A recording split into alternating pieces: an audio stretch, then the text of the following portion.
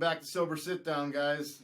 It's your host, Scotty Stuch, with my boy Anthony Vallone out in Long Island. What's up, Ant? What up, guys? You're not like LL Cool J, you're not like LL Cool J, he's from Bay Shore, Long Yeah, Island, and he right. reps Queens. Yeah, bro, But I saw him at a game once, at a high school game. His daughter played for a team over here, and I remember that's I'm doing it. He goes, he goes, I represent Queens. She was raised up in Brooklyn. I'm like, Brooklyn. yo, you're from Bay Shore. Yeah, You ain't from he, Queens, you're from Bay Shore, bro. yeah, man, that's the truth. You know, But you another guy with loads of sorry money. guys, we got off track there. We always gotta fuck around to Yeah, get always. started. It's just be We bring authentic. If it wasn't us. bringing with us a local guest from my way in Pennsylvania, Mike Rogan. Mike's me and Mike have a lot Oh, of mutual friends. We got linked up. Over the summertime through friends via phone. Me and Mike went through the program of AA and some we had our struggles with sobriety. So we got a little offbeat there for a while. With Sober Sit Down, people were having a hard time comprehending, even though I explained it countless times. Everybody's like, why are you bringing on people from organized crime? Why are you talking about the club scene? Well, I mean, it all works together. Sober Sit Down, the purpose of this show is to create hope and faith for those who are struggling. Whether you have a gambling addiction, whether you have an alcohol addiction, whether you have a drug addiction, whether you have a mental health problem, whether you just lost your wife and she took all your kids and you lost your career-landing job. It's never too late to make changes to make your life better. And that's the whole point of Sober Sit Down. I'm Scott Stuch. I'm sober and I'm sitting down with people. And that's the base of it. But we have to focus on all aspects of what we like to do. I have a great, remarkable story coming up. Mike knows him personally. We have a local teacher coming by this weekend. I'll be filming with him. He was in a tragic quad accident when he was 16 years old. He's in his 50s now. And he became a paraplegic. And, nothing to do with, substance abuse or anything like that. It's just a remarkable rebound story.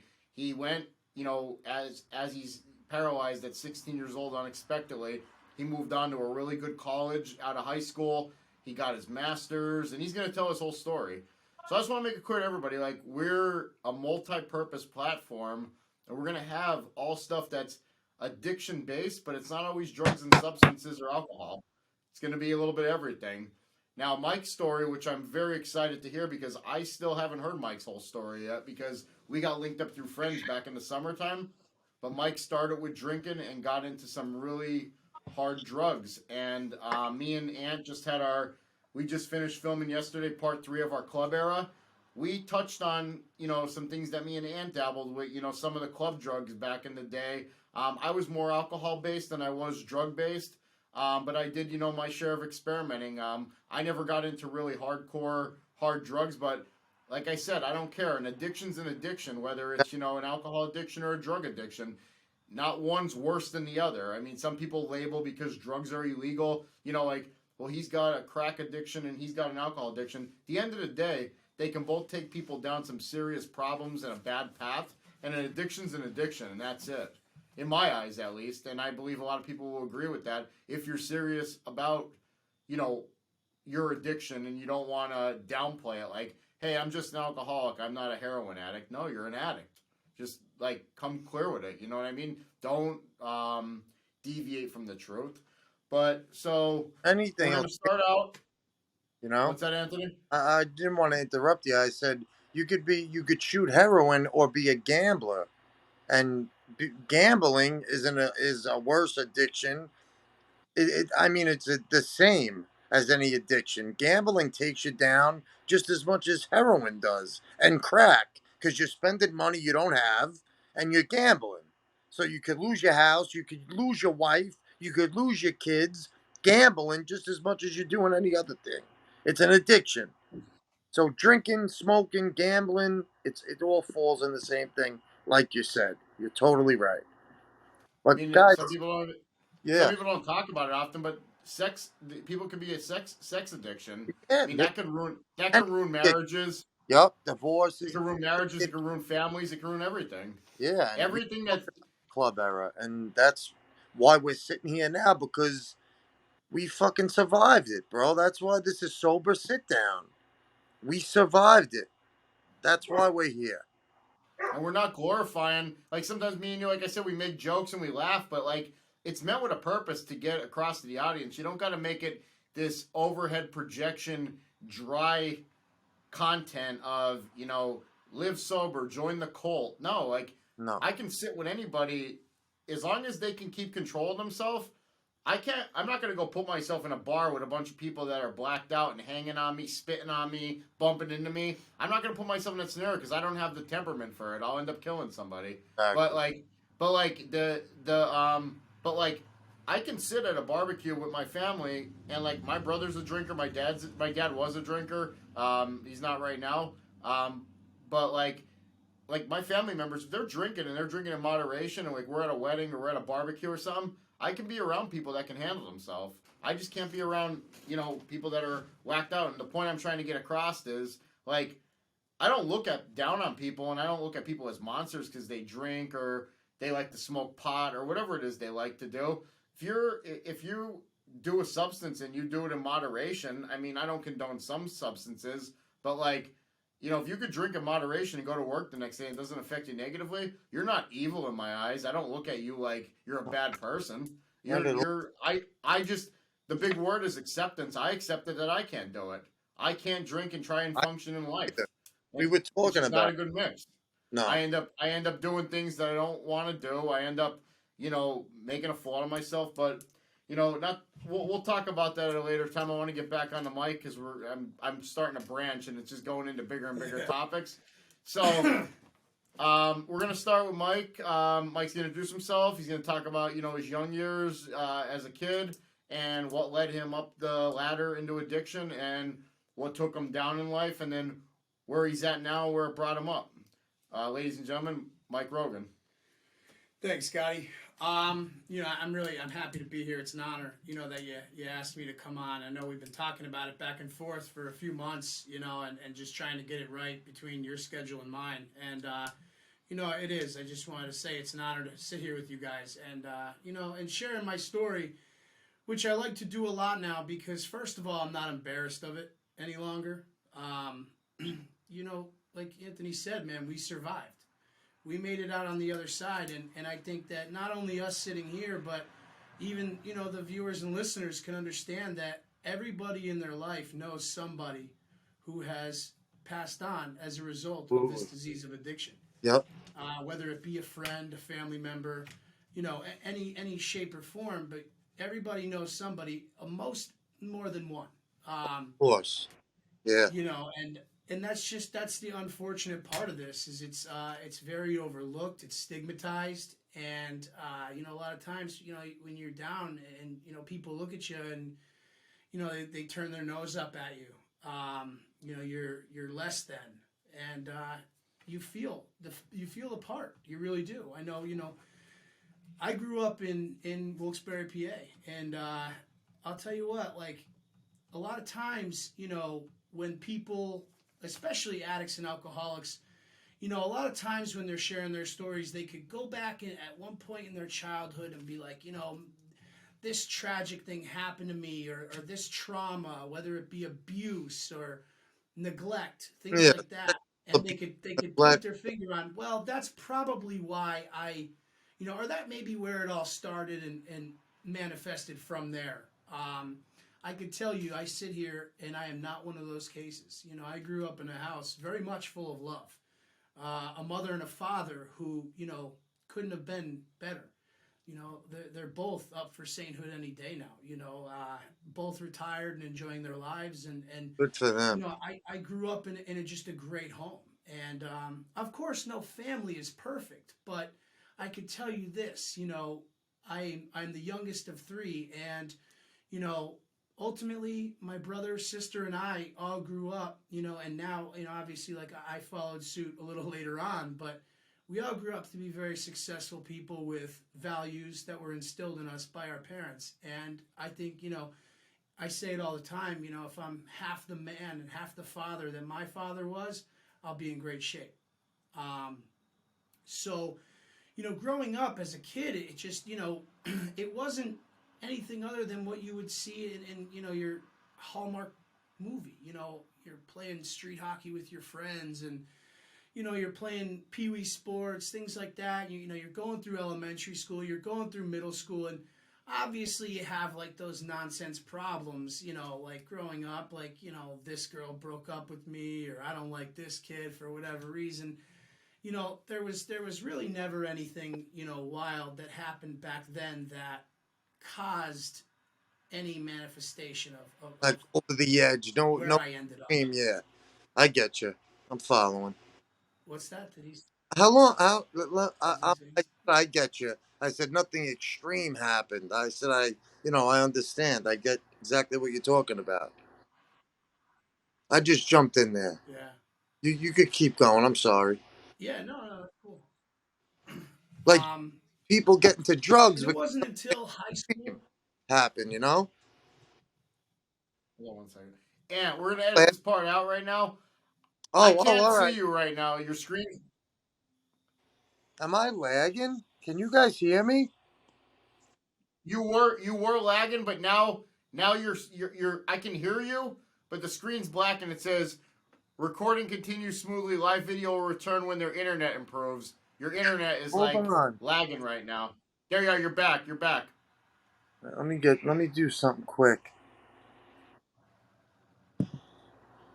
This is why I don't like going live. This is perfect. You know what I, I I mean? We was can edit this shit out.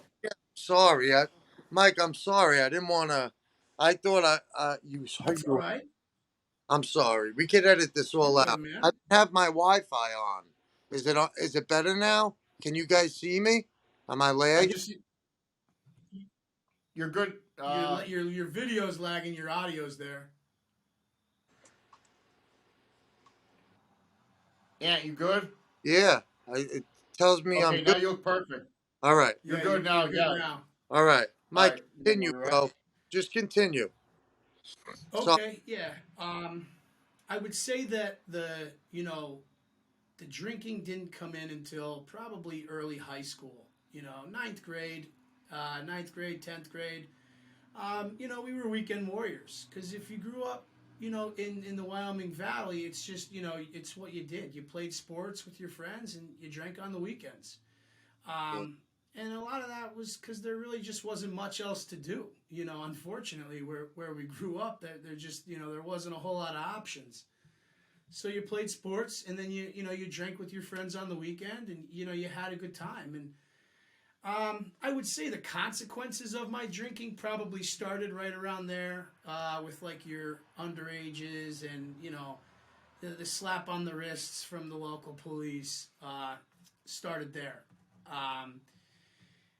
It obviously, just like we all know, like addiction progresses. So it goes from that weekend drinking to like you know what, thirsty Thursday, and you'll start drinking Thursday through Sunday, and yeah. you're with your friends and everybody else is doing it, so like that's acceptable, and it's you're not hurting anybody. It's what everybody else is doing, like what all the cool kids are doing, so it's still acceptable at that point. And pause mic right there.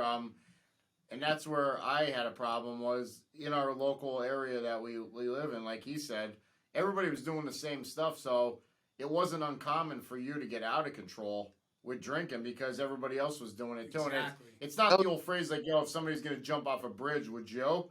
It literally, like, everybody was getting blacked out for, like, the whole weekend. Yeah. And High there school wasn't many party. people that were doing it. So go on, Mike, I'm sorry. No, that's cool. And you're right. You're absolutely right.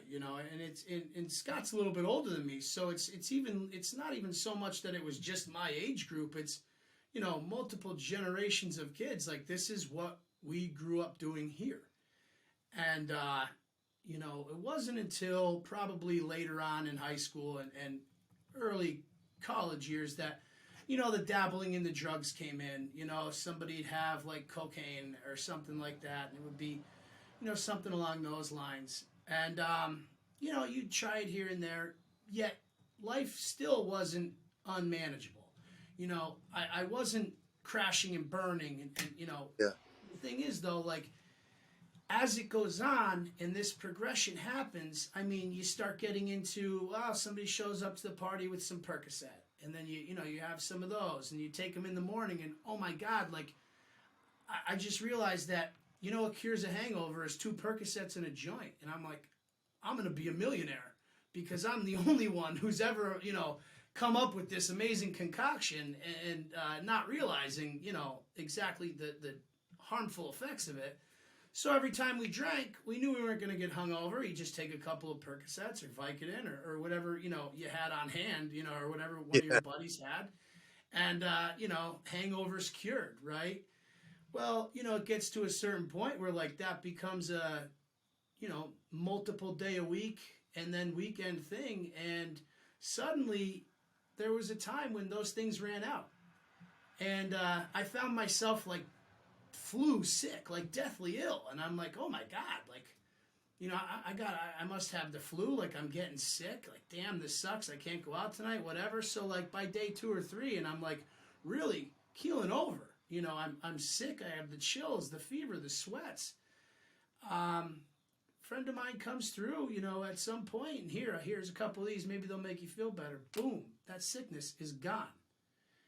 And I had no idea that I was physically addicted to painkillers until I was physically addicted to painkillers. Again, it was like one of those aha moments, like, oh my God, not only do these cure hangovers, but they cure the common cold, I was just that out of it. I had no idea what the hell I was doing because I was stupid and young. And, you fast forward and you end up in a treatment center because you just can't keep it together. I'll tell you, my first treatment center, that was really, really hard. And it wasn't hard because I, had been like crushed for the last year. It was hard because I had to go in there, first of all, admitting that I was an addict or an alcoholic, which I, wasn't ready to do. I didn't truly believe that I was that guy, But not only that, but for, anywhere between 20 and 30 days, they sit there and tell you that not only are you an addict or an alcoholic, but you can never drink again. And you can never use anything again. You can't smoke pot again. And they start rattling off all these things that it's literally all I do. Other than like, dead-end jobs here and there, like that's all I did was drink and smoke pot and hang out and party with friends. And they're like, no, you can't do that anymore because it'll eventually lead you back. That was a tough pill to swallow. And I'll tell you, it was so hard that it kept me out for a long time. I'd go in there and I would okey doke these people to death. And then when I got out, I would continue doing whatever it was that I was doing, thinking that I would just do it different this time. I would just do it. I would do things a little bit different this time. I'd really keep an eye on it. I'm not going to let it get out of control. And all the while, I had no idea that it wasn't up to me anymore. It was going to happen. It was a matter of when and how bad was it going to get. And, my drinking and drug use took me to, those pills, they became really expensive. And, what do we do when you have to find the next best thing or you physically can't go on? I got into heroin. And it's, it was one of those things where I, kept it secret for a while. It was, I was trying to keep it on the slide. I didn't want people to know because, obviously, like, growing up, you thought, like, heroin was like, you're like a scumbag. You were a dirtball. Who does that? Especially, like, it wasn't as big in our area or in the country as it is now. Not even close back then. This was 13 years ago. And, that progression continues to happen. So suddenly I go from going out and hanging out in bars and having fun with friends and drugs here and there and painkillers here and there to I don't have money to go out to bars anymore. I'm sitting by myself, You know, I'm doing whatever I could possibly do. I scraped up enough money that day doing, you know, whatever dirt that I needed to do. You know, I lost myself, man. I became a thief. I became a liar. You know, and the worst part of it is like, if you loved me, like if you were a friend or a family member, unfortunately, I was going to hurt you first. And not because I wanted to hurt you first. It was because at the time you were the easiest target. Yeah, Because love them. as a family member or a friend, you want to believe that I'm telling you the truth. And Yep. I'm going to use that in this time of great need to my advantage. So we become manipulative. You know, we become selfish, self-centered, manipulative.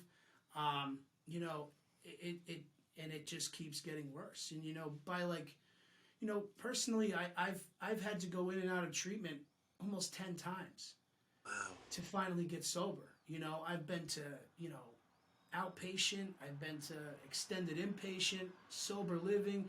You know, over the years, they've shipped me around, you know, trying to get me sober. But the thing about it is, until I was truly ready to accept the fact that I was an addict and an alcoholic, and that I needed to change everything about me, I was going to keep failing. I was going to continue to fail. I was doomed to repeat all of the same mistakes plus that I had been making.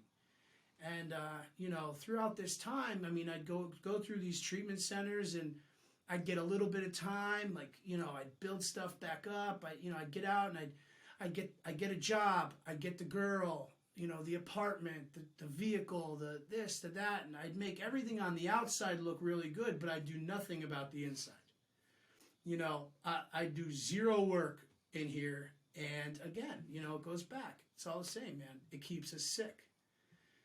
So, you know, throughout those little bouts of sobriety, I scraped together like a year and a half sober, and I ended up having a son in recovery. And, you know, I had all these aspirations and hopes and dreams of like finally leaving that life behind and really, you know, doing well for my family and for him because he deserves it, you know, all these things. And it was always that pick and choose. Like, you know, I would come into like Alcoholics Anonymous, and they would say like, you know, Mike, you got to do this, and this, you know.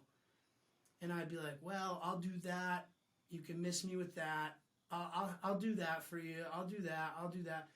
And you know, again, like, I can't pick and choose how to work this. You know, there's 12 steps of Alcoholics Anonymous and 12 traditions. And until they're followed thoroughly and in order, you're going to continue to get the same result.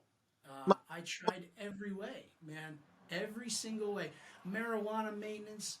I tried Suboxone, you know, everything. And I'm not throwing shade on, you know, people who are on maintenance, because look, if it works for you, thank God. Yeah. That's what I have to say. For me, it didn't work. Is that what they call California high, or California sober, where people replace one substance with another? So something along those lines. So I'm addicted to heroin, but I'm gonna compensate by using marijuana. Right. Or Yeah, I was doesn't work. Or I was addicted to cocaine, so now I'm just gonna replace it with Right. alcohol. Right. Yeah. Well, you know what? Nowadays, like, they're getting very like liberal with it. There's like things called smart recovery, and you know, there's that California sober. I heard a little bit about that, actually. I'm not too privy on it. I don't know a whole lot about it, but I have heard. I don't know, you know, how great they work. My personal experience on trial and error of everything you could possibly fathom. You know, the worst feeling in the world is knowing something like Alcoholics Anonymous works and not wanting it to be. Like, I knew it was the answer. I knew if I showed up and I did what I was asked to do and suggested of, I knew that was going to work. I just didn't want that to be my solution, you know. You got to it was a hard pill to swallow, you know. It really How long? was. How long have you been sober? So, I will have 2 years in the beginning of January this time around. And Man, I should congratulations. have a lot more. I really should, but it is Well, what it is. it is I could tell you this: in 2 years, I've grown as a son, as a man, as a father, father. Yep. in just absolutely leaps and bounds. And even to say something like that about myself is huge because, I mean, as addicts and alcoholics, like we're our worst critic, But the truth of the matter is, like, it took me that long, It took me failing every single time. I had to drink every drink. I had to use every single thing I had to use to get me to this point. If you tried to deprive me of just one, I don't know how it would have worked out.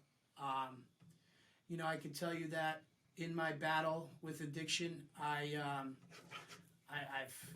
come as close to death as you could possibly imagine. I've even tried to take my own life in addiction.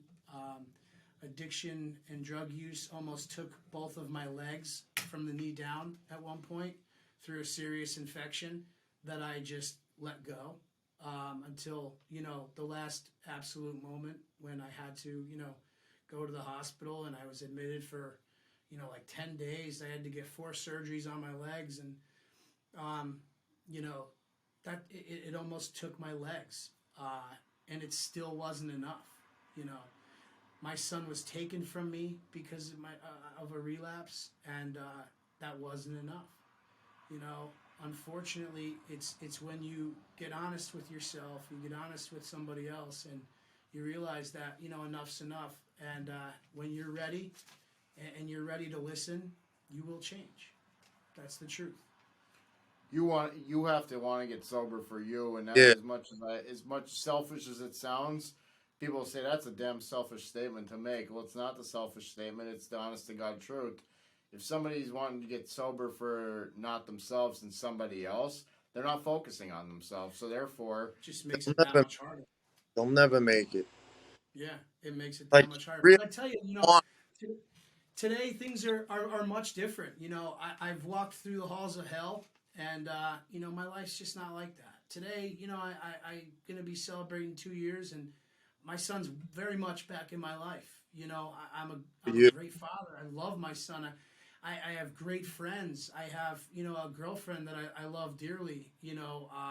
I live in a beautiful part of Scranton. I moved out of Wilkes-Barre, but not for any other reason, and that's just where my life took me.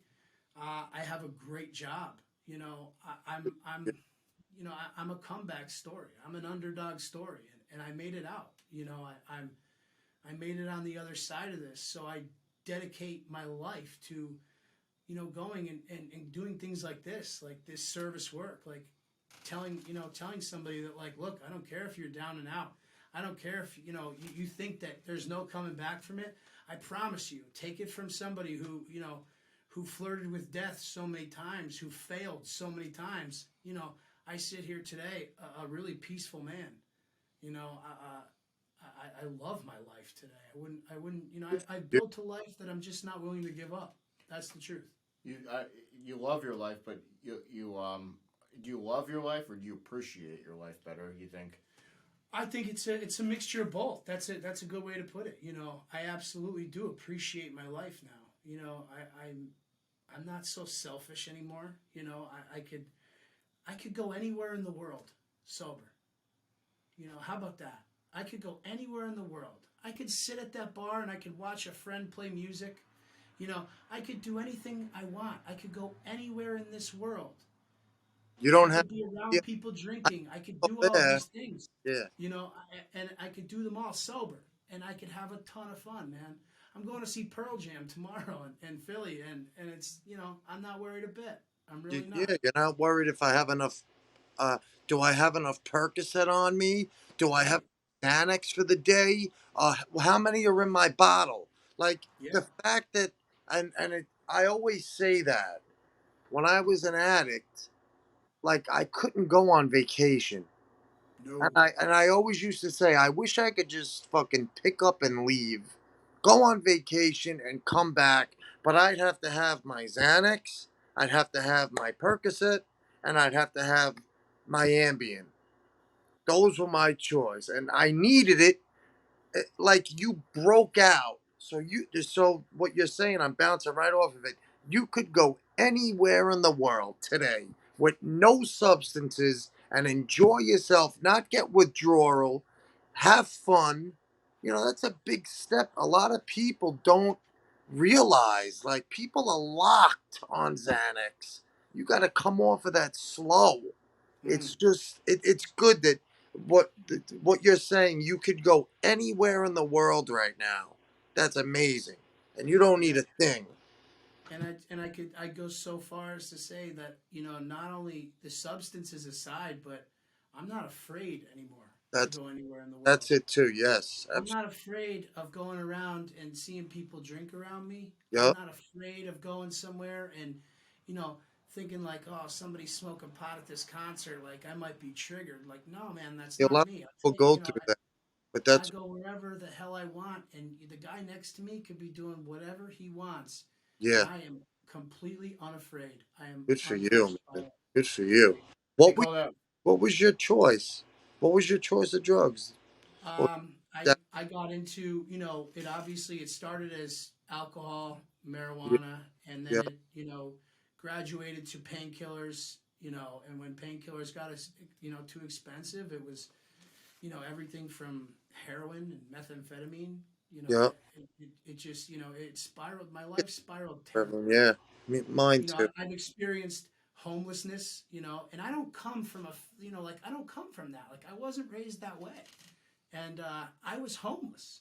I was completely and totally homeless for a period of time, Wow. you know, and I just, it's crazy, and there was friends that I grew up with that, I was friends all through high school, and we just went a different way, and you know, I just it was there's no like, and I see them. I mean, I see them around every once in a while, but a lot of them are doing the same stuff, and a lot of them aren't. A lot of them have upped their lives, and they're moving on. They're getting married. They're having kids, and I love that for them. Um, but like what I had to do getting sober was I had to cut off a lot of people, Absolutely. and people that I knew for my entire life. I had to cut the bad fruit off to make it grow. And not because they're bad people, not because they're terrible people that, I can't be around, or I turn my nose up at. It's not that at all. It's I can't put myself in the situations doing those kinds of things anymore for my own Yeah. safety and the safety of my Vulnerable family. situations, you can't do it. Yep. You got to I'm very protective. I'm people and protective over my that. life today, you Yep. know. And it's not just people like for our repeated guests that keep watching us, which we really truly appreciate. We spoke about 2-3 episodes ago. Remember, not just people, but people, Oh, places, and things have yeah. to change. Everything, man. It's people, places, and things. It's crazy to just think of how far you came. Like, I came from a good household, and my dad was a working guy. My mom worked here and there, but I never reached homelessness. And to think that you were homeless and you came back, that even makes the story better. Like, you fucking were homeless. You were at rock bottom, and you came back. So I respect you even more for that, bro.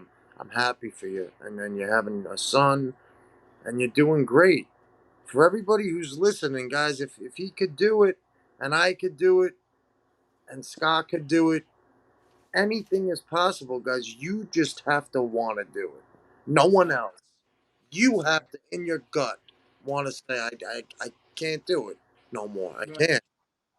Like Mike talked earlier about service work, like he likes doing this, what he's doing right now, coming on here, sharing the story, and I don't know how it is worldwide, but like in our area, so many damn people are so afraid to share their story because they're afraid of the embarrassment of it. Yep. And I always try and preach to them. I'm like, look, there's nothing to be embarrassed about. You don't live that life anymore. The life you were living was an embarrassment, and that's why I really don't like giving negative attention to anybody, but yeah, you know how fired up I got a couple days ago when I posted that we were going to do a segment together with our one buddy Nick, who we did a segment with yesterday, and I'm from Pennsylvania, and there's some blowjob from fucking Queens, New York, Yeah. putting losers. Like, Lose. dude, you don't even know me. You Like, don't. Yeah. dude, and then I click on his profile, and he's a fucking forklift driver at Costco. Like, dude, if that's winning, sign me the fuck up. Yeah. Not that there's anything wrong with like working in a factory or where else. And No. shout out to him, forklift Shout Phil. out. Forklift. Forklift Phil.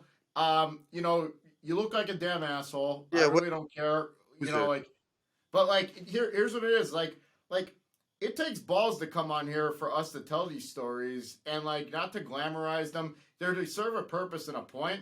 And like, you know, like that really like irks me, like when people just like quick, like losers. Like, call us a loser if we're still living that life. Yeah. You know what I mean? Like, I don't care if and there's nothing wrong with this. I don't care if Ann was a clerk at the dollar store and I was a dishwasher somewhere. At That least means we're something. starting to elevate ourselves, and that's why I don't want to make fun of Forklift Phil for being a forklift driver. Yeah.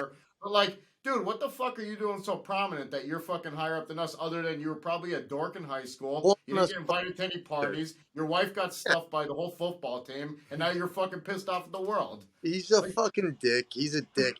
You know what though? For what? Anywhere you go in life, there's wherever there's people, there's gonna be an asshole. He's looking. And look, I'd go as far as to say, like, while I think today I'm a pretty all right guy, I'll tell you right now, there might be people in this valley. I know there's people in this valley, and there might be people watching this that I'm an asshole in their story. I'm sure of it. Me too, man. That's what it is. Look, that was a different me, but yeah, you man. know, look, if you're that unhappy where you got to throw shade on somebody's podcast, like, I feel bad for you, man. Good luck. Bro, you're taking the time out of your day to comment losers? Yeah. Dad, could your life be that you got to comment that we're losers just to put that oomph in? Yeah. That just makes me want to elevate more. You know what? Yeah. I Right. be Yeah. better. Good luck, pal. Good luck Yeah. with your career, your forklift driving. Give Well, it hell. yeah. I hope you find whatever the hell it is you're looking for. What you're missing? What you're missing? Whatever you're looking for, I hope you find it. I mean, Let's all cheers to Forklift Phil. Forklift Phil. Cheers to You're you. great, You bro. grumpy fuck. Salute, forklift. But yeah, it's like, I mean, we're talking like- to a guy who was homeless, who fucking turned his life around, had a kid, got a girl. Bro, you try to do that. You try to do a forklift, Phil. You try to go homeless. Phil got a void. Phil got a void. He's got a fill, and I don't know what it is.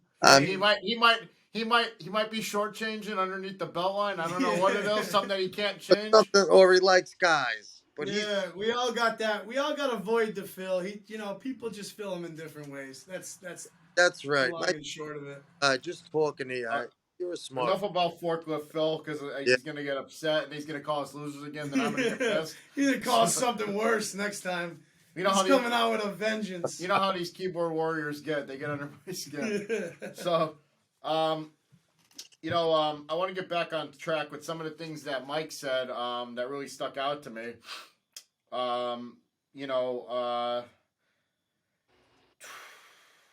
Well, number one, I want everybody to know, because YouTube is a worldwide platform, and you guys hear different parts of, like, when I started bringing on some local guests, somebody referred to Wilkes-Barre. That's a city.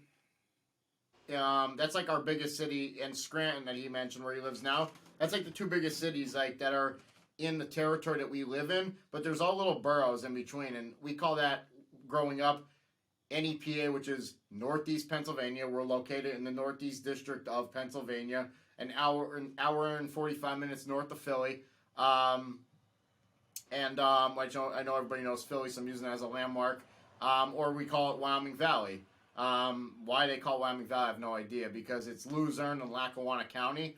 But there was a statistic done nationwide, and it was in the paper actually, that we ranked number 2, Luzerne and Lackawanna County, which is the Wilkes-Barre, Scranton cities, like that area. We were ranked in the United States number 2 for the highest population of binge drinking in the whole entire country. I Scranton. think the other one's like the other one, number 1 was like some town in Idaho or something, but we were ranked number 2. So like I was saying earlier, it was the norm to get blacked out drunk. It was the norm to go on benders and binge drink, and it was the norm. Scott, I don't want to interrupt you, but Scranton's a college too, right? You, There's the Yeah. University of Scranton. Yeah, University of oh, that Scranton. It's is, also the home of the show The Office.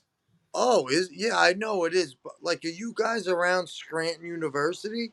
Like, is Oh that? yeah, I live 2 minutes from it now. Oh, so they must have a strip of bars for for the students, right? Not as much as there once was. Not as much as you Oh, would all think. right. There are bars. I mean, there's college bars. Don't get me wrong, but Yeah. it's not like it used to be. I mean, you know what? Scranton's also pretty famous. It's got a huge St. Patrick's Day parade every year. Number 2, also number 2 in the United States for the Yeah. biggest St. Patrick's Day party. Boston's number 1. Yeah, boy. Scranton's number 2. That's what I mean. When you're behind a city like Boston, you're pretty good drinkers. Like Oh. it is what it is. It's I have a friend from wild. Boston, and he's like, "Bro, all we did, you put Boston with Percocet. That's what people in Boston took. They took Percocet. Yep. If you weren't getting Percocet if you weren't stealing Percocet from your mother or father in Boston, he goes, bro, every kid on my block was addicted to Percocet from Boston. So, I see where you're coming from. I'm sorry, Scott. Continue. You're good. You're good. We're all in this together. Yeah, Um, just weird. so my question I wanted to ask you was like 2 years ago, if you could recall that last time you got high or drunk or under the influence of substances. Does that day stand out to you? Was there something that happened on that day that was different than the other ones that you kind of said to yourself, enough's enough, and this is it. This is it for me compared to other times. Yeah, and I'll tell you, it's funny because I was sober I was 3 weeks short of a year, and I relapsed 3 weeks short of a year.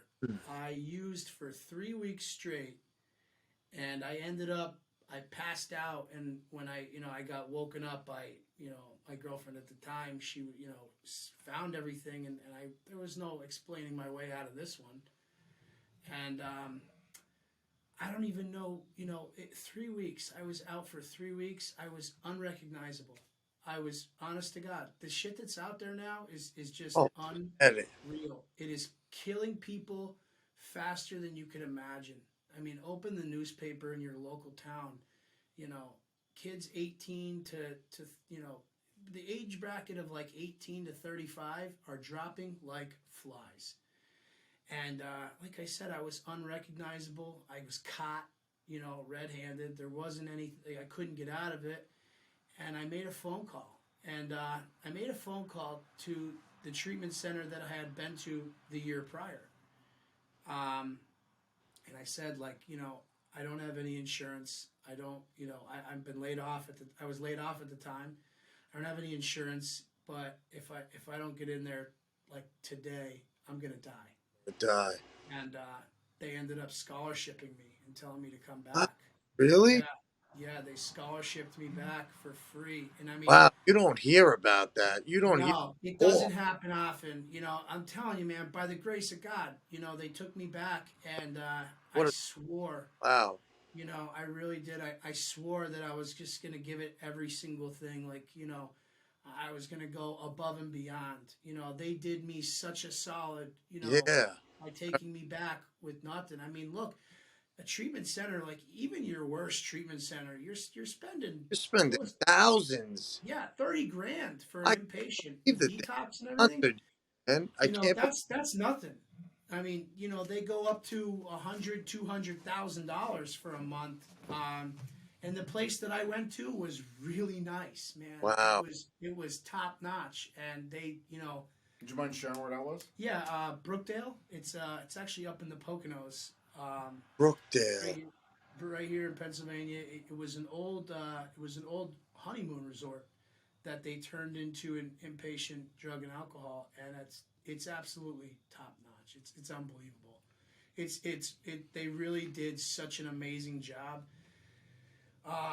It's a beautiful campus. You know, they offer so much, and it's just, you know, I have nothing but nice things to say about it. Not only the place, but the staff. I mean, there's a lot of care. You know, these people. It's not like they make, you know, millions of dollars. A lot of them really don't make much money at all. But they you know, they show up and you know, the amount they care about you without ever knowing you before is just unparalleled. My two And, questions. What yeah, is that place co-ed? Like, is there girls in there too? yeah, it's girls and guys. Oh, so you They guys are do. housed together, right? They're not how. I mean, so the way this place is set up, and it's like nothing I've ever seen before. It's actually cabins that are on the Oh, property, that's and cool. it is. It's really cool. And everything's like brand new. Like really, just they did a beautiful job. But yeah, they keep you in cabins, and I mean, you know, obviously, like there's like the bullshit that happens at rehabs, like girls and guys trying to get together and hook up. Yeah. But they do a really good job at nipping that shit in the bud. I mean, there's cameras everywhere. The Well, staff is that's good. very much involved, you Yeah. know. But you know, they really like. You go to places like that sometimes, and a lot of times you feel like you're like a little. You're treated like a child, you know. They do a really good job at like letting you keep your dignity while still clinically treating you for your ailment of addiction. I mean, the place is top notch. It really is. Shout out to them. Big time. Yeah, I'm gonna do my research on that, and I'm gonna make sure that anybody that's tuned in watching right now for the addiction portion of Sober Sit Down, I'm gonna make sure I get as much literature on that as I can for you. Anybody in the Northeast district of the United States, I'm gonna attach that link in our description to this video. That's really some solid info, and I'd like to get more people there because that's the first of me hearing it, and I'm glad he said that because my conception of rehab, because I didn't go to rehab. I went to outpatient rehab and I relapsed twice.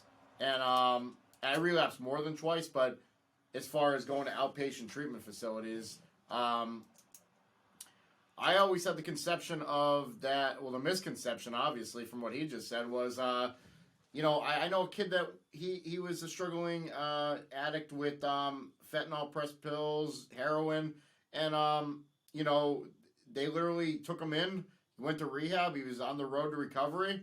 10 days later, he's out. I seen him. I'm like, what the fuck are you doing out on the streets? So you went to rehab like 10 days ago. He's like, my insurance ran out. They kicked me out. So how is that a treatment facility when you start taking people's money? And then I understand they need money to keep places functioning, which I believe there should be some more government involvement with that, which there probably is. I don't know that portion of the business, but I do know that somebody that is struggling that heavy with that hard of drugs should not be released after 10 days because you're just setting them up for death, relapse, or prison. Really? Right. And you know what? There's a lot of like state funded places where you can get funding to go.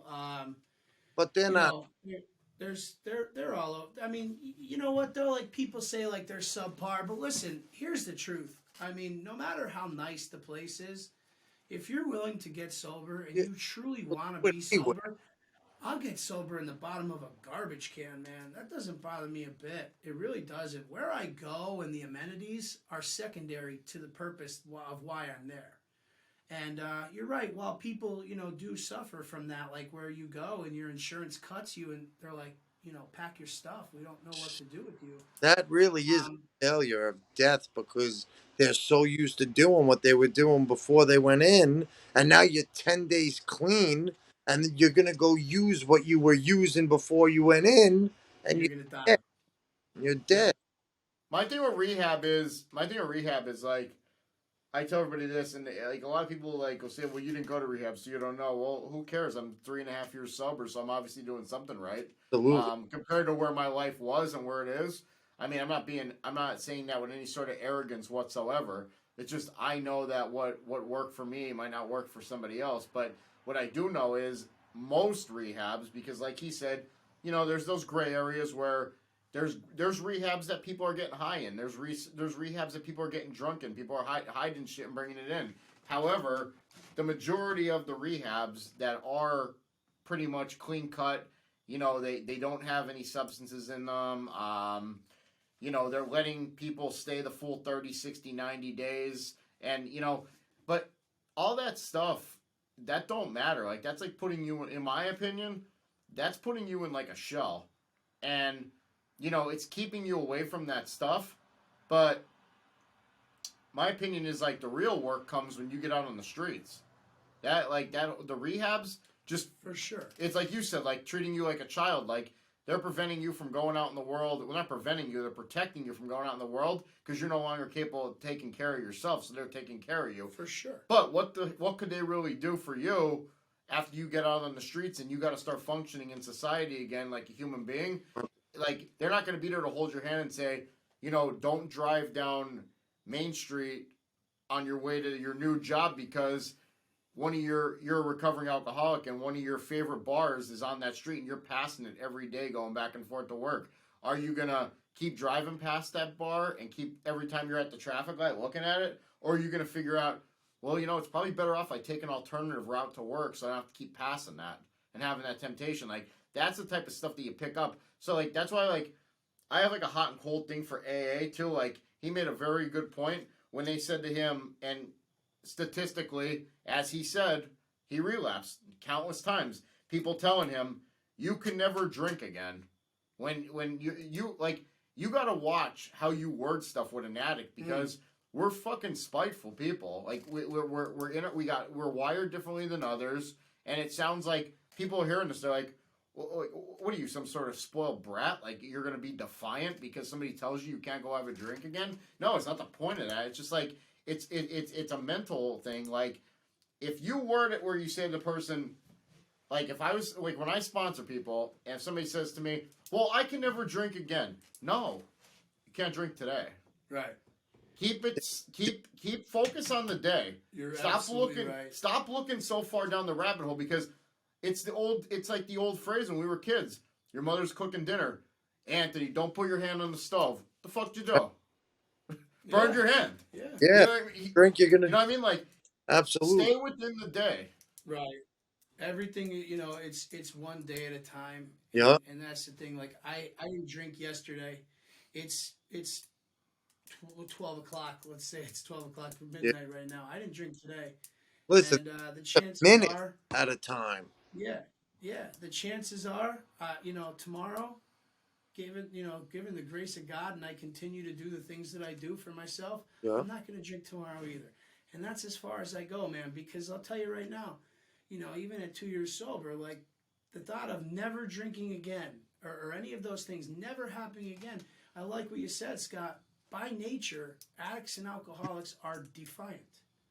We are defiant people.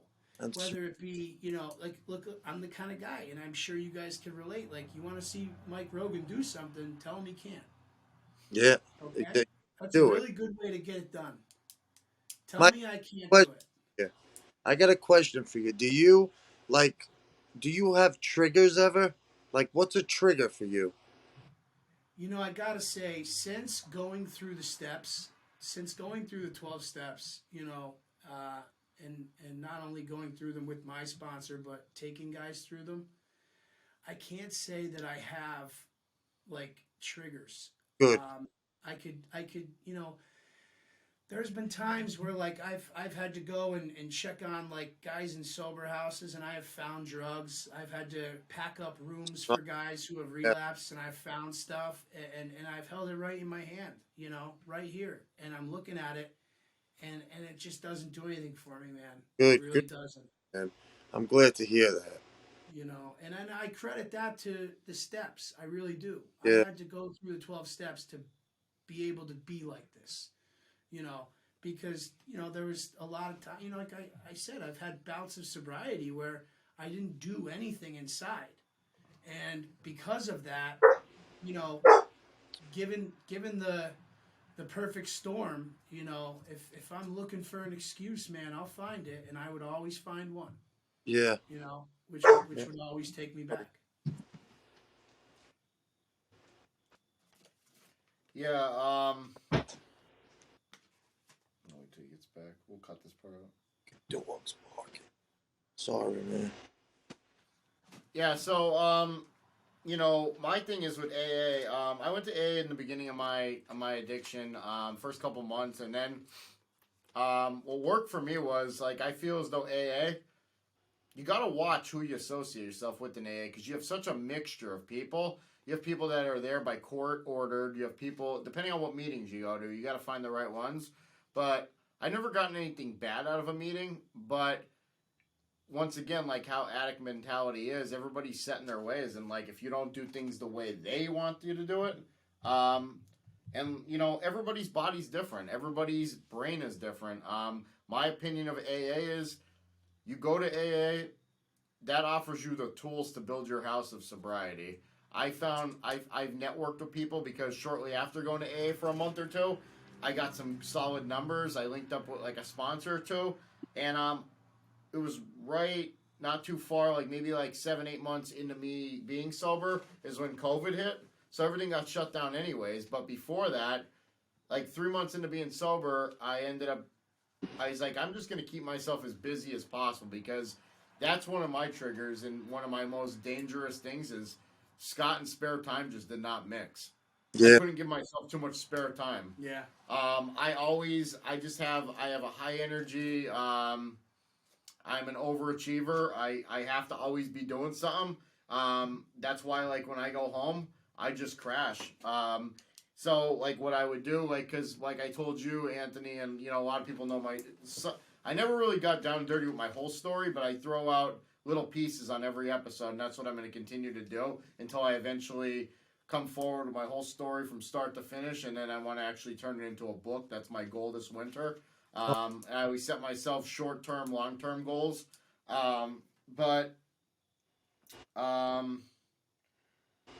The point I was getting at with that was with the tools of AA, and then I went and kept myself busy. Always try and keep yourself busy. Like I was literally going through financial struggles with my story. I was going through a lot of problems because of my addiction. I wasn't living a managed lifestyle, so I was like starting over with all aspects. I was getting sober. I was trying to get myself back on my feet financially. So I was working 2 full-time jobs. Then I'm like, all right, well, and like, this is where people in AA, like, including my sponsor, said, Scott, you're stacking too much stress on yourself. Like, you need to throttle it back. I'm like, no, with all due respect, I know what's best for me. And you're going to disagree with me on that, but I know what I got to do. And it's work hard and keep grinding.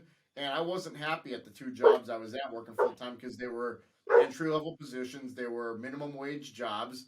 I was missing my kid growing up. I was miserable. But I wasn't miserable because I was sober every day. So I was thankful for one thing, but miserable for another. But I said to myself, I'm not going to do this the rest of my life. Like, so how am I going to better the situation? So I started going to school. I became a CDL truck driver. And probably a lot of people listening right now are like, holy fuck, you know, a tractor trailer driver that's an ex-alcoholic, that's a dangerous combination. Yeah, it is. But you know, when you're out on the road, and that's what deterred me away from the meetings, which I believe in God's plan. Like today, I'm not a truck driver. I did it for 2 years. I got to see a lot of cool shit, but it wasn't for me. I'm not afraid to try anything. So, you know, it made me some good money for 2 years. It got me back on my feet, and the rest is history. But when I was out on the road, like, you know, sometimes I'd be out on the road, and I'd drive for 18 hours straight. Like, everybody's like, well, you can hit a meeting in Ohio. You can hit a meeting in Connecticut. Yeah, I could, but do I want to? No, I'm not going to. So instead, when I'm driving for 18 hours straight, I'm going to call those solid numbers of those people I met in AA, and we're going to have one-on-one. If you're an addict and I'm an addict and we're on the phone talking about addiction-related stuff, that's a meeting in my eyes. Mm-hmm. Especially, so like, I don't like, there's a lot of people that'll use excuses like, why relapse? Because I lost my car and I couldn't get to a meeting. You don't have to go to a meeting. Get on a phone. You know what I mean? Like, use a phone. Call somebody. Like, when you're struggling, like... the right direction. Someone who could relate. When you're struggling, if you have that solid support system and people, places, and things change, and you get rid of the negative people, the people that are continuing to allow you to tell yourself, like, it's okay to drink. It's okay to use substance because they're using them. They're the people you got to get rid of. Yep. Misery Yeah, loves company. without a doubt, misery You loves. know, Man. nobody wants you to know how bad they're doing, but nobody also wants you to do better than them. Everybody wants to see you do Yeah. not better than them. Yeah, Absolutely. I'll tell you right now. Like I was that guy. Like I'd sit right next to you and I'd shoot dope with you, and then I'd turn to you and be like, "Hey, man, you should probably get some help."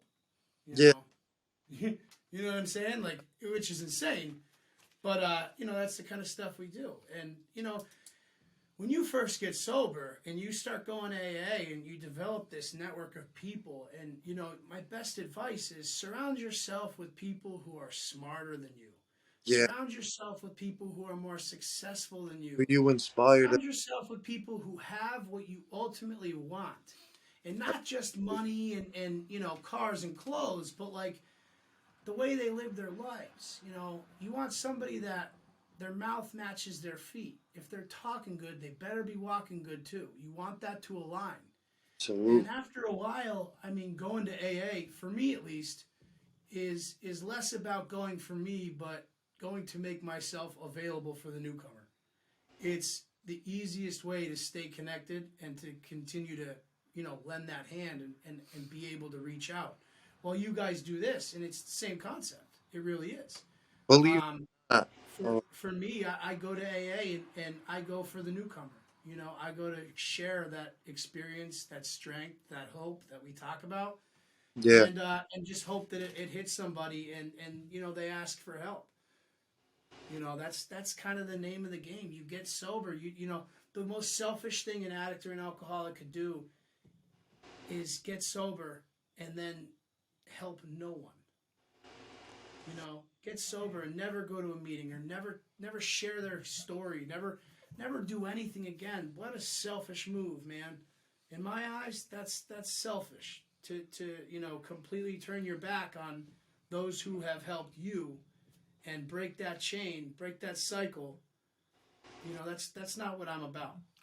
And that's how the concept of sober sit down came about. Was I was out on the road truck driving. I was talking to people on the phone that I linked up with from AA that would get me through my day because, like, God rest his soul, Jimmy R. He was my like rock. That was my buddy who was my he was the first guy I met in AA.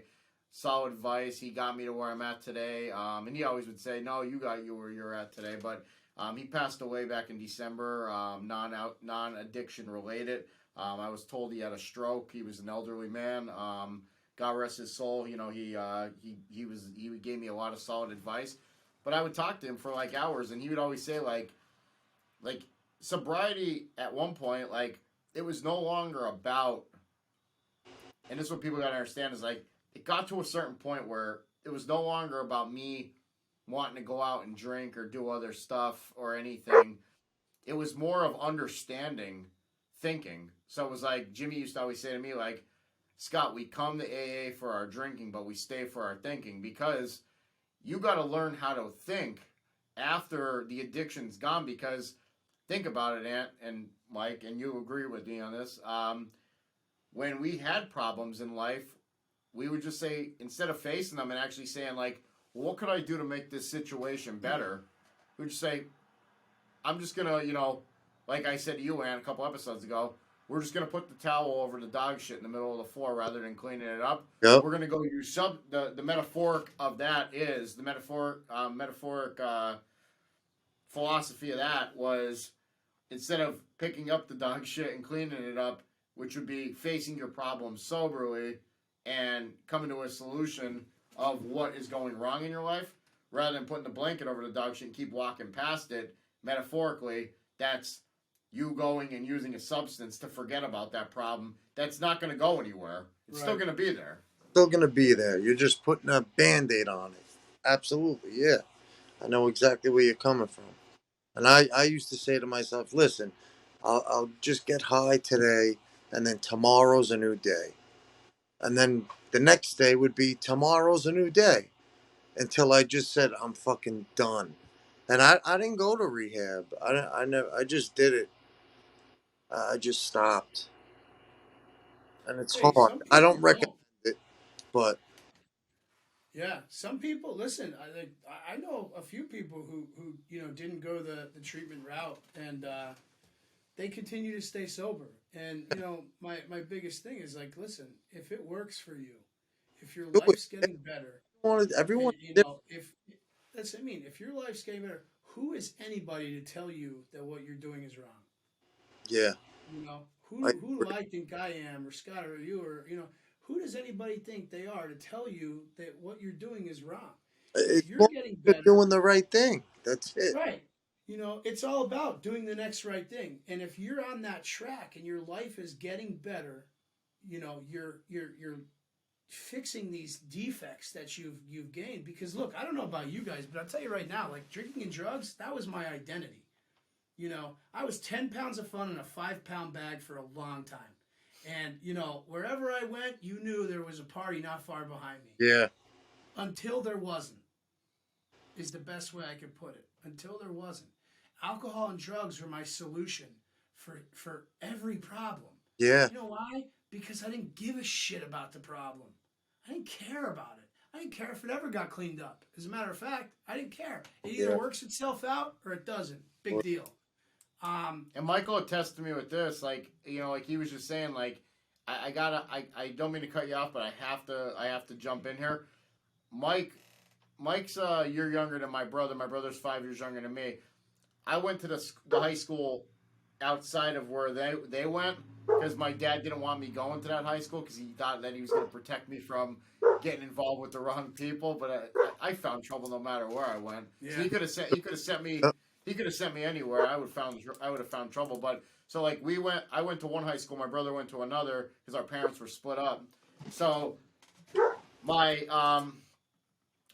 Mike went to the same school as my brother, and Mike will tell you like my mom's house. There was a bar in the basement, and that was party central. Like if anybody knew anybody, that's where the parties were on the weekends. Oh yeah. Everybody went to my mom's house down the basement to the point where she literally got called into their high school by the principal, and they said, like, well, what's going on here on the weekend? She's like, oh, I don't know.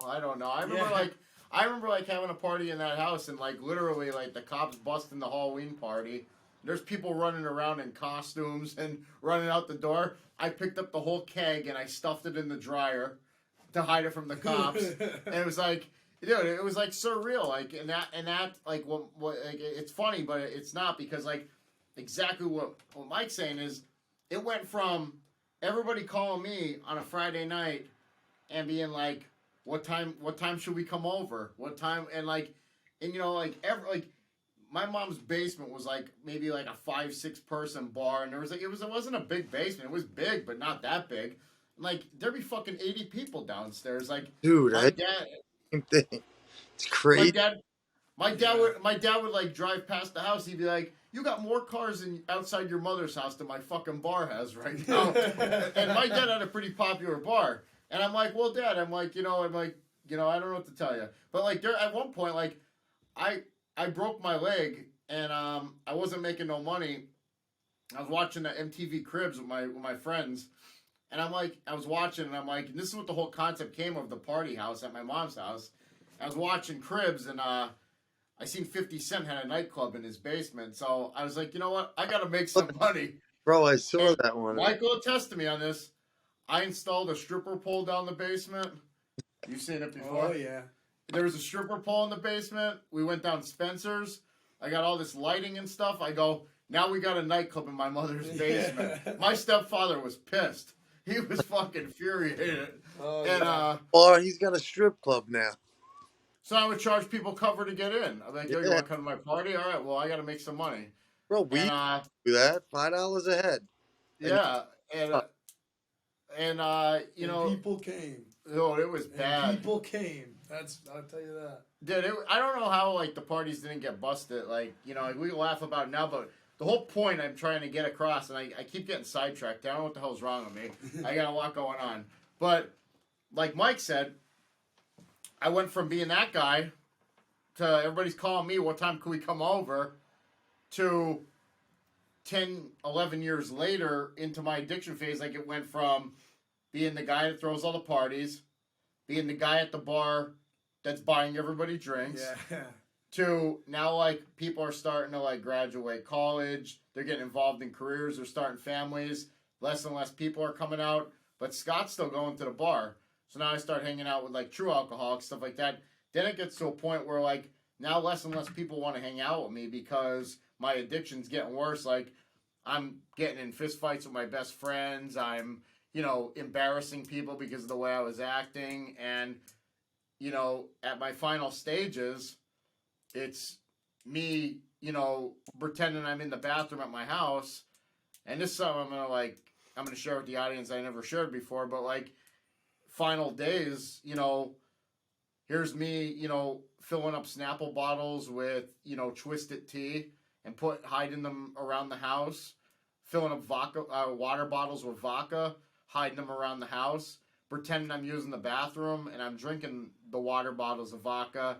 Then my family's thinking I'm using the bathroom. Yeah. And so then, you sit there and you ask yourself, like, in my final days of addiction, I'm sitting there and saying to myself, like, this is what it's became.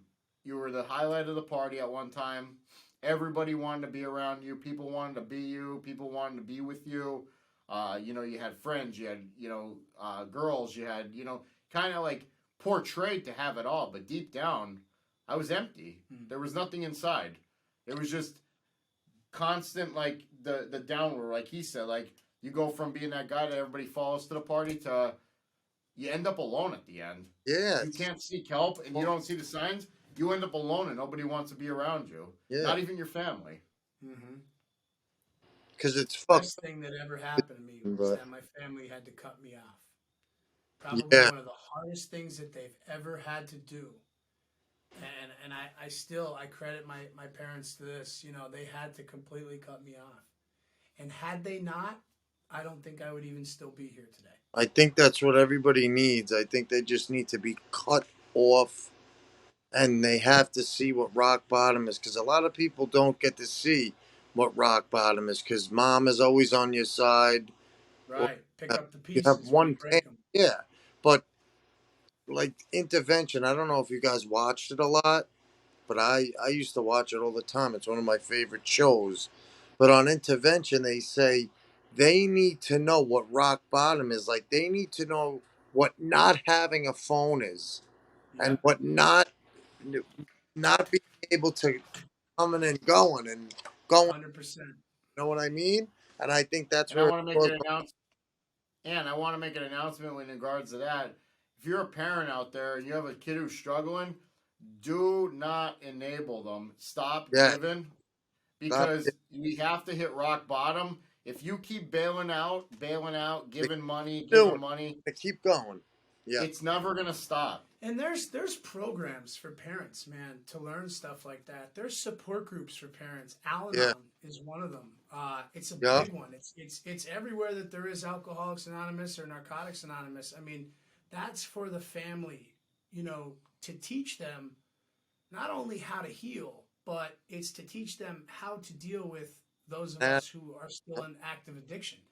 And it's worth its weight in gold. It really is. I mean, there's people that, they devote their lives to Al-Anon and helping other parents. And it's the same thing. It's a fellowship. These parents, they go in there, they're scared. No parent should ever have to make that decision to cut their child off of any help or but you have to learn that like what you're doing is you're gonna kill your son or daughter. You're gonna kill them. By enabling them and doing the things that you're doing in the way that you're doing them, you're going to kill them. You're just adding the fuel to the fire. Yeah. And it's, a lot of parents are scared that, God forbid, I don't, pay their rent or give them money, that they're going to go out and rob somebody or get shot or get arrested and thrown in jail. Look, that's out of your control. At this point, it's out of your control. And you're right. If there's anything you can say to parents, it's like, seek some guidance, go to an Al-Anon meeting, call, there's hotlines, there's support groups, there's stuff. Look, we live in 2022. It's a couple of swipes away. It's a phone call. You know what I mean? You have full-on computers that are in your back pocket now. Like, you can find those answers. Yeah. And, get with a support group of people who, have done it before. It's the same concepts, man. Like, I got sober. I show people how to get sober. Yeah. These parents have had to deal with it. They show people how to deal with it, and it's invaluable. It really Some of is. these parents, they just Yeah, go broke, totally broke. Oh yeah, It's absolutely. crazy.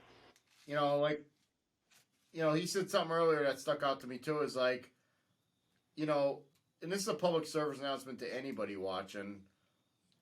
You know, don't be fucking so judgmental to other people because, like, nobody knows everybody's life story. Like, even if it's your best friend or a family member, you still don't know deep down what they've been through or what goes on in that head of theirs. Like I have to use him as a reference again, but like fucking forklift Phil, like you don't even know anybody's fucking Hey, story. Like you don't know what we go through. You don't fucking know. it's like who is anybody to judge anybody? Like everybody I've met in life, and I've met a lot of people, and I'm not saying that arrogantly. Everybody's got a skeleton in the closet. Yeah. Everybody. I don't care who you are. Yeah, you know what? Yeah. Why don't you just? How about this? It costs no dollars to just not be a dick. Why don't we Yeah. just start there? How about that? It costs you not a cent to just not be an asshole. You're right though. Like some of my best friends growing up, my best friends, guys I knew since kindergarten and grade school, had no idea what was going on in here. I just stopped showing up. And they were doing their own thing and they were busy for whatever reason I can't speak to. They weren't really on my ass. And this isn't about their decisions. It's about mine. Like, I can't speak to why they didn't, do whatever they didn't do. But, these guys were close to me. And, when I broke off and I was doing my own thing, like, they, no one knew. No one knew where I went. They just knew I wasn't there anymore. Yeah. And, eventually, like, a friend of mine says, and it's so true, what doesn't come out in the wash will come out in the rinse. Okay? It's only a matter of time, especially in a small area like we live.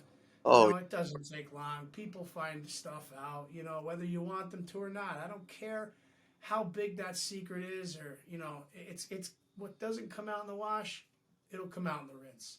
And, that's the you truth. know, look, it's just the way of the world. Unfortunately, there's not a ton of there's still that stigma there. As much as addiction is talked about now, within the last 5 or 10 years, like it's Been big. become much more of a topic. Yeah, A conversation and a dialogue. definitely.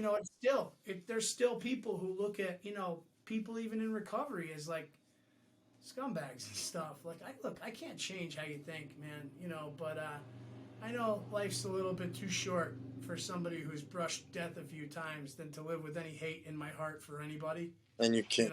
So that's just my opinion. Take that for what it is. Talk about him saying like it doesn't cost money to not be a dick, or it doesn't. What'd you say? It doesn't cost money to be a dick. Yeah, it costs no money to just be Costs nice, no money. not be a dick. Fucking not be a dick. Like forklift Yeah. Bill. Like he had to fucking sit down at that computer and leave a comment. Losers. Like that made his day better. He has nothing else to do but to fucking Like if I call. knew the guy and if I went on his profile and it said he was from like Pennsylvania, I. I'd be like, all right, okay, Me I too. must have pissed that guy off. Like I must have started Yeah. with him at a bar one Right. night or Was something. right. Like I must have did something. Maybe I'll- I called his girlfriend or something. I Yeah. don't know. I'll take it because Right. there's a lot of people I pissed off. But Hey, you know I what? said it before, man. I'm an asshole in somebody's story. Yeah, There's people out there where Mike Rogan is still very much an asshole in their same story. here. I mean, you wanna touch on like talking about people being dicks. I mean, you want to talk about like before we went on, like with your sister, the sister segment that you have, like your own show on TikTok. Do you want Yeah. to like? Somebody just came on tonight and they changed it. Like I talk to my people like I'm here and they tune in. So it's not like three, it's me, just only me on the camera. So these fucking four people, they want a box battle, so it's 2-on-2. So this girl on the top left is going, "Get me out of here now." And this guy on the bottom right's going, "All right, I'm trying." And she goes, I don't battle people of his kind. I don't battle people of his kind. So I said something slick to her. I said, I don't know, put your fucking fist down. Because she had her black fist up. And she's going, I don't, get me out of here. Long story short, I get her the fuck out of there. I'm banned now for like a week. So now I'm not going to make any money for a whole fucking week because this fucking bitch wanted to come in there and just start shit, man. Like it takes no. Why'd she have to come and request me to do a box battle if she doesn't deal with my kind? If I said that to somebody, I would have been banned and done. Oh And yeah, I you'd have been didn't do a done. thing. All I did was Done. get her out. I didn't You were report history. my page. So just pray Yeah, like 24 hours. people push for these reactions anymore. They push for the reactions and they want to lay down and play victim. Like Yeah. it's narcissistic Listen, what behavior. if I And had then my fist up and I said I don't mess with your kind. I don't that's that preach. act. That's that preach of diversity. The governor keeps fucking That's promoting. it, man. I mean, even hate on my TikTok. I got a lot of people who follow me. They'll be like comments, fucking tough guy. Tattoos don't mean shit. Who said my tattoos mean something? Am I saying I have tattoos? I'm a really tough guy. What? Why are tattoos so big? Why do I think I'm tough? Because I have tattoos. I'm trying to get like people that don't have tattoos. Like, why? Why do you think I think because I have tattoos I'm tough? Or like people that say you're acting black. How do you act a color? You know what I mean? How do you act a color? Promoting of racism. Yeah. That's that shit that they preach now. Like I mean, I work TikTok's with getting bad with all this shit. Dude, everything's getting Yeah. bad. Right now, we live in a real weird time. And if Trump The gets in, gone are the days of like a decent, respectful dialogue, yeah. disagreement. That's like, no And way, the man. and the Don't worst even are the start it. people that'll fucking come to your house with a sign and march in front of your fuck. Yeah. Those are like people that don't give a fuck. They're gonna start a scene. Your house is gonna be surrounded, and you just don't want that. So we can't say what's on our minds. But you know what pisses me off though? Like if that happened, if like that legitimately happened, and I got on the phone and I was like, I called 20 closest of my friends and said, "Roll up." They rolled up and we went outside and we beat the fuck out of all of them. It would be They'd like say, the white. "You're a racist. You're this. You're that. You're." You're the KKK. It would be a fucking huge deal. After they came looking for the problem. Yeah, man. You could. I mean, there are so many stories I could tell you guys. I'm sure Mike could go on for days. Scott could go on for days. It's just we're living in a world where we can't say what we feel, and I if think we should be able try, to live in like. I think we should be able to live in like the purge. You get like two like free passes a year. yeah, Not to kill anybody, That'd no, be nice. but you can let me beat. say what I want to say. You know Yeah. what I mean? Well, It's the problem is everybody's got an opinion, and if you don't agree with their opinion, it's like that's the problem nowadays. Is like people got so um, wrapped up on their own opinion that they feel as though if you don't follow the narrative of their opinion, they think their opinions are facts, and that's a fucking lie. yeah, They need Yeah. to understand the definition of fact versus opinion, and that's the problem with these people from the like. And I don't want to get into a political debate with anybody because like it's just fucking asinine at this point. But like that far left nonsense, like Either side, though. Either yeah, side now. yeah. I mean, it's becoming like, like I used to like listening to guys, and now it's just become like an attack. yeah. And now it's like, well, my beliefs are my beliefs. I look at both sides now, like, some of the people with the loudest mouths, they should just be ashamed of themselves. Like, shut up. Well, most of them have no political knowledge. You have people. Oh yeah. And like it's just like I just can't stand that whole narrative of people that like they think their opinions are facts, and it's like they think like if you don't live the way that their percep like the big word's perception here. Like if you don't live based upon their perception, then like they think that you're a bad person. Why does it make me bad? Because I don't fit your fucking narrative. Like because I like like it makes me sick. Like like that's the difference between like these like the far right, far left. Like they don't respect other people's opinions. Like they want to throw out their opinions, which is fine. Like I'll respect that. But once you hear my view, if it doesn't agree with you, don't say I'm wrong, because what fucking makes you right? That's why I don't believe in the word like normal. Like what is the word normal? Normal is based upon somebody else's perception. Like somebody will say, "Oh, Scott, you ain't normal." What do you mean I'm not normal? I'm not normal according to your standards. You And know what I who mean? are you? What the fuck is the word normal? The Yeah, word normal is nothing. it's It nothing. means nothing. Exactly. It means absolutely nothing. No one's normal. What is normal? Like you said, what is it? It's based upon somebody else's perception. Yeah, exactly. What they perceive is normal. I Just mean, there. my perception of normal is going through life, being a hardworking person, being polite and courteous, and just being an all-around good person. Yeah, Don't judge take others. care of your family. That's it. Don't judge others. Carry yourself with respect and kindness, and go to work. Absolutely. Like I'm sorry, man. Like I have a very fucking low tolerance and very very low percentage of me has any empathy to anybody that doesn't want to work. Like I hear people say like they talk about people like Mike said he was homeless. Okay, because of his choices. He was homeless because of his choices. People say, "Oh, look at that guy on the side of the street. He's poor." Poor is a fucking choice right now. There's Yeah. warehouses hiring. You could be a felon. You could be anything.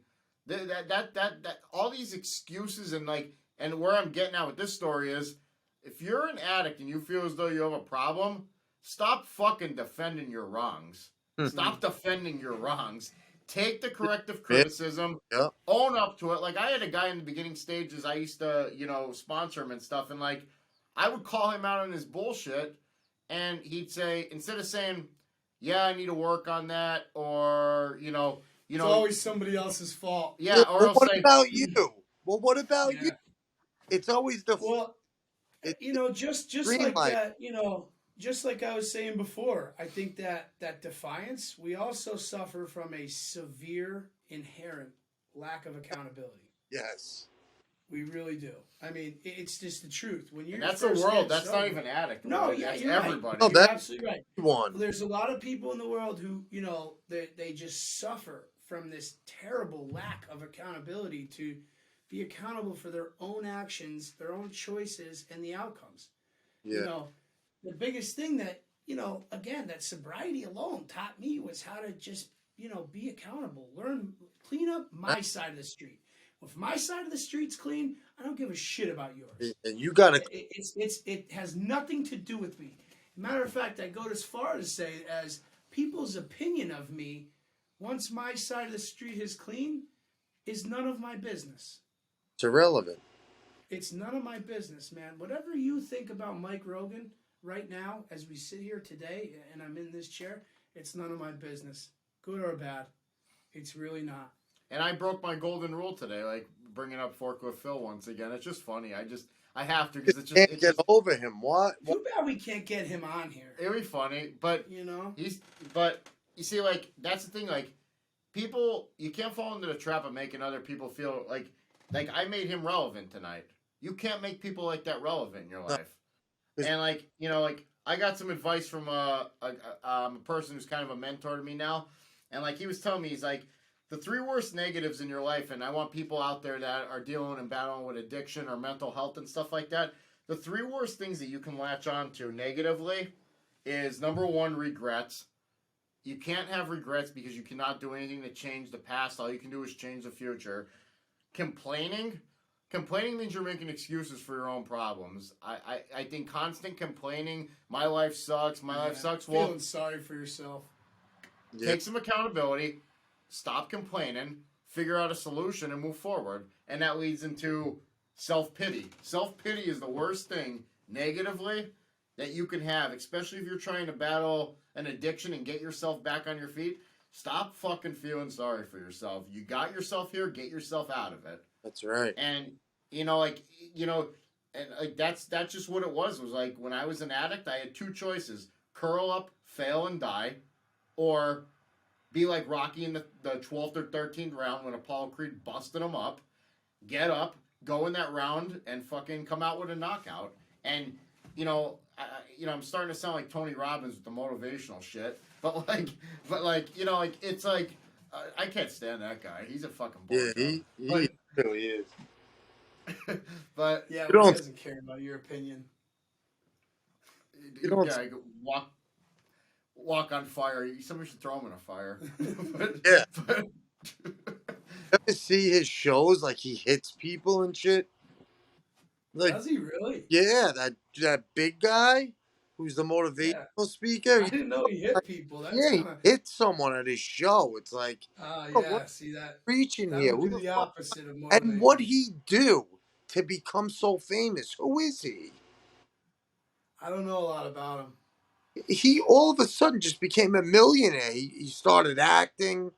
Like Scott said, he's a blowjob. Like, what the fuck are you doing with yourself? You're a motivational speaker, but what have you gone through? It's like, why should I listen to what this guy's saying? What'd he do? like I'd rather watch Mike, Mark Cuban. I'd rather watch Mark Cuban on Shark Tank. He motivates me. I'd rather fucking watch Mike, who came homeless. I'm not kidding. I'd rather fucking listen to a guy that was fucking on the street and came back, had a son, has a fucking good girl by his side, and a house. I'd rather listen to him Well, because he did it's like Tony something. Robbins. Tony Robbins, and this is nothing against hunters, but like Tony Robbins is like a hunter. Like you're in a fucking tree stand with a gun, you're gonna kill a deer. Where's the competition at? Like take Tony Robbins, strip him of all his money, drop him off in the middle of the fucking And Bronx, ask and I him want to see him what to do. survive. What? I said it, and see what he's gonna do. Take everything away from him. Build yourself back up from nothing. We should get him on the show. I don't know. I don't. You know what? I don't even know enough about his story. Like, I don't. He may have a really good success yeah, story. he really we're talking Well, shit, yeah. but he really might be one of the best candidates for the sober sit down. I don't know. Get off of here. I'm gonna Google what. Yeah, me too, dude. I'm What? kind of interested now. Yeah. As we sit here talking about Tony Robbins, Forklift Phil got him in his earbuds while he's driving the fucking forklift tonight in the warehouse. And anybody who's got a big platform, if you've been through something in your life and you want to be heard, you're more than welcome to reach out to Scott and come on the show. If you think your story is worthy and you've been through hell like Mike, and you've been through hell and back, and you think your story is worthy to be told to our youth or our subscribers, call Scott, send him a message, come on the show, tell your story. If you're far from the studio, come in on the phone, like me. Just tell Yeah, us your story. We'd love to meet new people. Like, I'm glad I met Mike today. I know his yeah. story. I respect him now.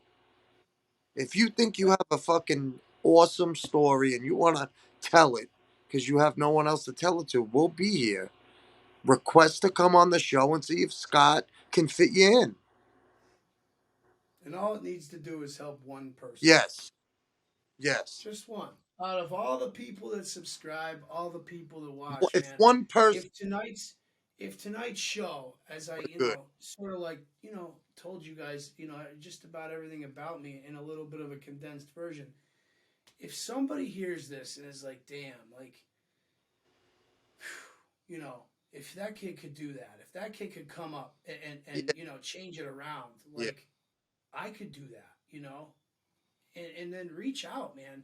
Reach out. There's so many people that you could reach out to. There's so many people that are around. There's resources everywhere, like I was saying before.